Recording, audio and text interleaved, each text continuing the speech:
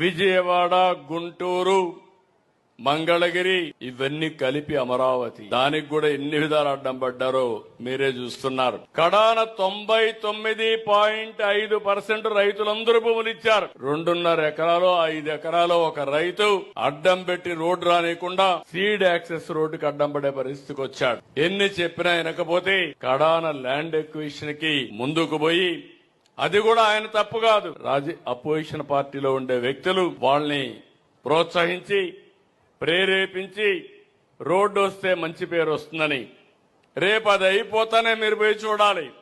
August 15కి seed access road వస్తుంది.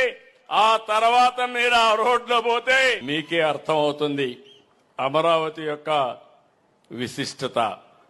ఈరోజు మనం ఇక్కడ చూస్తే 2015 నుంచి 25 వరకు గోదావరి నుంచి కృష్ణా నదికి 450 టీఎంసీ నీళ్లు తీసుకొచ్చాం. ప్రాజెక్టు ఖర్చు పెట్టింది 1300 కోట్లు. ఈరోజు ఈ ప్రాంతంలో మీరు గుర్తుపెట్టుకోవాలి, చర్చ కూడా చేయాలి. ఈ దేశంలో ఒక సమస్య ఉంది, ప్రపంచం అంతా ఈ సమస్య ఉంది, మన దేశంలో ఇంకా ఎక్కువ ఉంది. మంచిని మీరు మాట్లాడరు.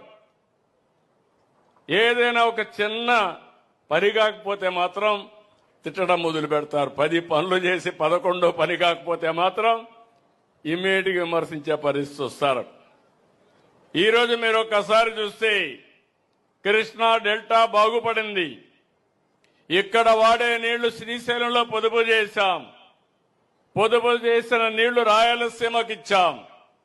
ఇప్పుడే మన మిత్రుడు సత్యకుమార్ యాదవ్ గారు చెప్పారు, ఆయన నియోజకవర్గం కూడా అందరి నేవా ఏడుతుంది. కరువు జిల్లా అనంతపురం జిల్లా ఈరోజు హార్టికల్చర్ హబ్ గా తయారైంది. రాయలసీమ కరువు, రాయలసీమ నుంచి లింగాల మండలం చూస్తే హార్టికల్చర్ వేసి highest per capital income Andhra Pradesh లో ఆ మండలం వచ్చే పరిస్థితి వచ్చింది. విశాఖపట్నం కాదు.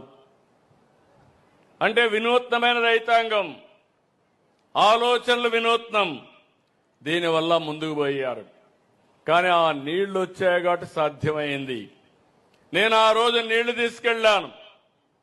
ఒక సంవత్సరంలో గొల్లపల్లి రిజర్వాయర్ పూర్తి చేసి ఈరోజు అనంతపురం కరువు జిల్లాలో కియా సిటీ ఎస్టాబ్లిష్ చేశామంటే అది తెలుగుదేశం పార్టీ చూపించిన చొరవని చెప్పి కూడా నేను మీకు తెలియజేస్తున్నా. నీళ్లుంటే మొత్తం కూడా ఇండస్ట్రీస్ వస్తాయి. అదే మరి అనేక రకాలుగా అభివృద్ధి అవుతుంది. దీనివల్ల ఇంకొక పక్కన భూమి విలువ కూడా పెరుగుతుంది. రైతులకు కూడా మేలు జరుగుతుందని చెప్పి నేను మీకు తెలియజేస్తున్నాను. ఈరోజు మనందరం గుర్తుపెట్టుకోవాల్సింది, కాటన్ ధరని ఎప్పుడైతే గుర్తుపెట్టుకుంటున్నామో, నేను ఎప్పుడు గోదావరి జిల్లాలో పోతే అభినందిస్తా.